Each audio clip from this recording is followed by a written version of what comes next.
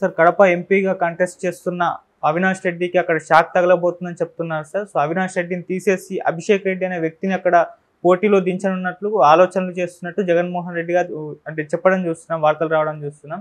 మరి ఎవరి అభిషేక్ రెడ్డి, మరి వార్తల్లో నిజం ఎంత ఉంది సార్? యాక్చువల్గా రెండు పార్టీల మీద కూడా కొన్ని రకాల వార్తలు వస్తున్నాయి. తెలుగుదేశం సంబంధించి రాబిన్ శర్మ 15 మంది పేర్లు ఇచ్చాడని, 15 మందిని తీసేయమని చంద్రబాబుకి రికమెండ్ చేశాడని, అందులో 6 స్థానాలలో చంద్రబాబు కసరత్తులు చేస్తున్నారని ఒక వార్త వైరల్ అయింది. ముఖ్యంగా ఉండి మంతెన రామరాజు ఇచ్చారు, ఆయనకి తీసేసి అక్కడ రఘురామకృష్ణరాజుకు ఇవ్వాలనేది. అట్లాగే మాడుగుల సంబంధించి అక్కడ బండారు సత్యనారాయణ తీసుకొద్దామని, ఇట్లా కొన్ని నియోజకవర్గాలకు సంబంధించి కసరత్తు చేస్తున్నట్టుగా వార్త వచ్చింది.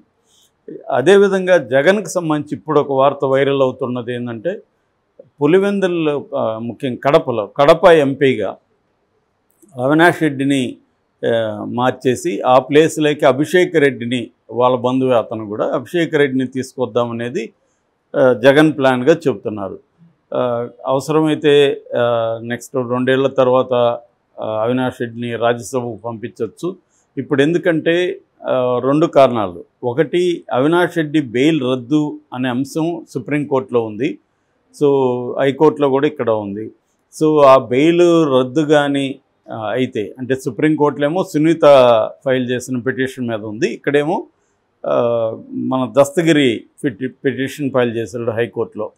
కాబట్టి ఏ రకంగా ఏమైనా అవినాష్ రెడ్డి బెయిల్ కానీ రద్దు అయ్యే ఛాన్స్ కానీ ఉంటే అప్పుడు ఇబ్బంది అయిపోతుంది. ఎందుకంటే అవినాష్ రెడ్డి ఎఫెక్ట్ అనేది మొత్తంగా రాష్ట్రం మీద కూడా పడే అవకాశం ఉంది. అవినాష్ రెడ్డి వివేకానంద రెడ్డి హత్య కేసులో ముద్దాయి, అంటే ఆయన హస్తం ఉందని నమ్మడం వల్లే కదా బెయిల్ క్యాన్సిల్ అయింది. కాబట్టి అతనే చంపించాడని నెరేటివ్ని బలంగా ఇటు కూటమి ఇటు షర్మిల బలంగా తీసుకెళ్తారు. కాబట్టి ఆ మేరకు అది కడపలో మాత్రమే కాకుండా రాష్ట్ర వ్యాప్తంగా కూడా నష్టమయ్యే అవకాశం ఉందనేది ఒక వాదన. అందువల్ల అవినాష్ రెడ్డిని పక్కన పెట్టి అభిషేక్ రెడ్డి తెస్తే అతను క్లీన్ ఇమేజ్, ఇప్పటివరకు ఆయన రాజకీయాల్లో లేడు కాబట్టి ఆయన విమర్శించడానికి షర్మిల దగ్గర ఏమీ ఉండదు, ఆయన షర్మిలని విమర్శించవచ్చు. సో ఈ యాంగిల్లో ఆలోచిస్తున్నట్టుగా తెలుస్తుంది. రెండవ అంశం, షర్మిల ఫోకస్ అంతా అవినాష్ రెడ్డి మీద ఉంది, సునీత ఫోకస్ అంతా అవినాష్ రెడ్డి మీద ఉంది. సో అవినాష్ రెడ్డిని మారిస్తే సునీత జగన్ మీద చేయగలదు, ఈ మీద అభిషేక్ మీద చేసే అవకాశాలు లేదు. అందుకని సునీత యాంగిల్లో నుంచి చూస్తున్నప్పుడు కూడా అవినాష్ రెడ్డిని తప్పించడమే మంచిదని జగన్ అనుకుంటున్నట్టుగా తెలుగుదేశానికి సంబంధించిన మెయిన్ స్ట్రీమ్ మీడియాలో, తర్వాత సోషల్ మీడియాలో వచ్చింది. కానీ నిన్న క్లియర్గా మన సజ్జల రామకృష్ణారెడ్డి ప్రెస్ మీట్ పెట్టి దీన్ని ఖండించారు. మేము మార్చట్లేదు అని చెప్పారు. మార్చట్లేదని చెప్పి చివరి నిమిషంలో మారుస్తారా? ఎందుకంటే నామినేషన్ల నోటిఫికేషన్ 18th నుంచి వస్తుంది కాబట్టి అప్పటి నుంచి 19th నుంచి 25th వరకు నామినేషన్ల గడువు ఉంది. మళ్ళీ ఉపసంహరణకి గడువు పెట్టారు. సో ఈ లోపల మార్చబోతున్నారా అనేది చూడాలి. ఎందుకంటే సజ్జల చెప్పినంత మాత్రాన నమ్మచ్చా దాన్ని అనేది కూడా తెలియదు. అయితే పుకార్లు అయితే వస్తున్నాయి అతన్ని మార్చే అవకాశం ఉందని. మారుస్తారా లేదనేది తెలియదు. ఒకవేళ ఇంకోటి కూడా ఏమనిపిస్తుందంటే, షర్మిల జగన్ కానీ కుమ్మక్కైతే మాత్రం, కుమ్మక్కైనారని చెప్తున్నారుగా పవన్, మన చంద్రబాబు కూడా మొన్న చెప్పాడు పిల్ల కాంగ్రెస్ తల్లి కాంగ్రెస్ ఒకటైనాయని.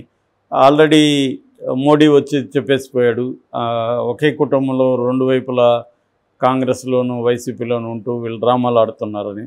కాబట్టి అదేగా నిజమైతే అక్కడ షర్మిల గెలుపు కోసం జగన్ ట్రై చేసే అవకాశం ఉంది. ఎందుకంటే షర్మిల తన కోసం ఎంతో కష్టపడుతుంది కాబట్టి, అంటే జగన్ వ్యతిరేక ఓట్లను షర్మిల చేల్చడం ద్వారా జగన్కి హెల్ప్ అవుతుంది కాబట్టి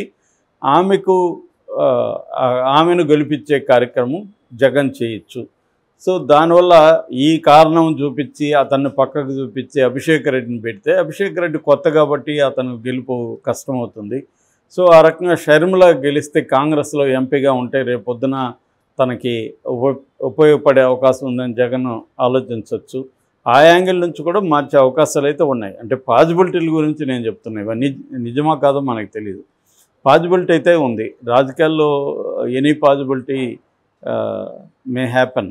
సో కాబట్టి ఆ రకంగా చూసుకున్నప్పుడు సజ్జల చెప్పిందని మనం ఇప్పటికే నమ్మలేం. ఏదేమైనా నామినేషన్లు వేసిన తర్వాత ఒక్కోసారి నామినేషన్లు వేసిన తర్వాత కూడా గడువు లోపల ఉపసంహరించుకుని మళ్ళీ వేరే వాళ్ళు వేసిన సందర్భాలు కూడా ఉన్నాయి. ఎన్నికలలో ఇవన్నీ సహజమే. నామినేషన్ల ఉపసంహార వరకు కూడా ఈ డ్రామాలు నడుస్తుంటాయి. లాస్ట్ మినిట్లో కూడా తీసేయడం, మళ్ళీ ఇచ్చేయడం, బీఫామ్ ఇచ్చిన వాళ్ళ దగ్గర మళ్ళీ తీసుకోవడం, ఇవన్నీ రాజకీయ పార్టీల్లో మామూలు విషయం. తెలుగుదేశం కూటమిలో జరుగుతుంది, వైసీపీలో కూడా జరగచ్చు.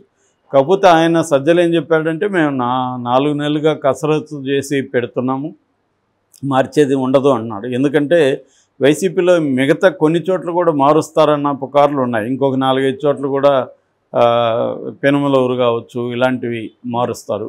అంటే అది సహజమే. ఎందుకంటే ఇప్పుడు ఇంకా 1 మంత్ ఉంది. ఇప్పుడు వాళ్ళు మళ్ళీ సర్వేలు చేస్తున్నారు. సర్వేలు చేస్తున్నప్పుడు అక్కడ ఒక ఏరియాలో ఒక క్యాండిడేట్ బలంగా లేదనుకో, మార్చే అవకాశం ఉంది. ఫర్ ఎగ్జాంపుల్ విడదల రజనీ ఉంది, గుంటూరు వెస్ట్. ఆమె అక్కడ సరిగ్గా ఆమెకు గెలుపు అవకాశం లేదన్నప్పుడు ఆమెను గుంటూరు ఎంపీగా కంటెస్ట్ చేయించి ఎంపీగా ఉన్న అభ్యర్థిగా ఉన్న కిలారు రోసైని ఈమె స్థానంలోకి తీసుకురావాలన్నది కూడా ఉందనే ఒక పుకారు అనిపిస్తుంది. ఇవన్నీ జరగవని మనం చెప్పలేం. జరిగే అవకాశాలు అయితే ఉన్నాయి. ఎందుకంటే కొన్ని చోట్ల క్యాండిడేట్స్ విజయ అవకాశాలు ఏమైనా మెరుగుపడ్డాయా, వీక్గా ఉన్నాయా, తగ్గిపోయిందా అనేది మళ్ళీ చూసుకున్నప్పుడు లాస్ట్ మినిట్లో కూడా మారుస్తారు. ఎందుకంటే పార్టీ అధికారంలోకి రావడం ముఖ్యం.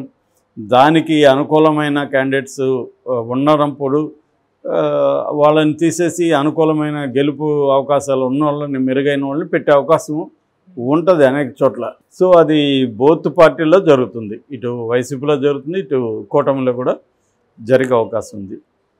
సో ఇప్పుడు ఫర్ ఎగ్జాంపుల్ అక్కడ రఘురామకృష్ణరాజు ఉంది కదా, వాళ్ళ ఇష్యూ ఉంది. అట్లాగే ఇంకొన్ని చోట్ల కూడా గొడవలు నడుస్తున్నాయి. సో అటువంటి చోట్ల చంద్రబాబు కూడా మార్చే అవకాశాలు ఉన్నాయి. సో కాబట్టి కొట్టిపారలే. ఈ మధ్య కూడా జనసేన కూడా మార్చారుగా, రైల్వే కోడూరు మార్చారు. సో అట్లా మార్చచ్చు. ఎందుకంటే ఒకవేళ ఒక్కొక్కసారి వీళ్ళేమన్నా ప్రత్యర్థుల కోవట్ల అనేది కూడా వీళ్ళకి ఇన్ఫర్మేషన్ వచ్చిందనుకో, అంటే మన వైపు ఉంటూ అతను ప్రత్యర్థి కోవట్టుగా పనిచేస్తున్నాడు అనేది కూడా తెలియచ్చు.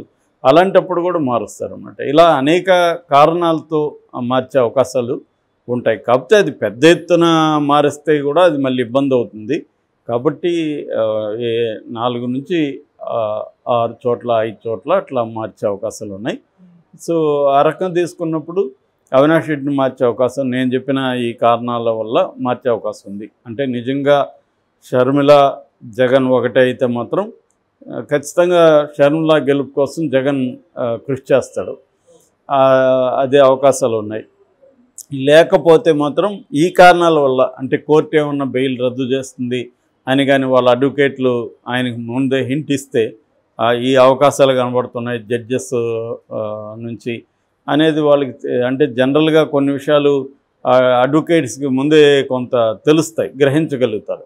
అట్లాంటివి జరిగినప్పుడు అంతవరకు వెయిట్ చేయడం ఎందుకు, ముందు తీసేస్తే అప్పుడు మళ్ళీ అప్పుడైనా తీసేయాలి. అదేదో ముందు తీసేస్తే కొంత మర్యాదగా ఉంటుంది, దాని ఎఫెక్ట్ తక్కువగా ఉంటుంది.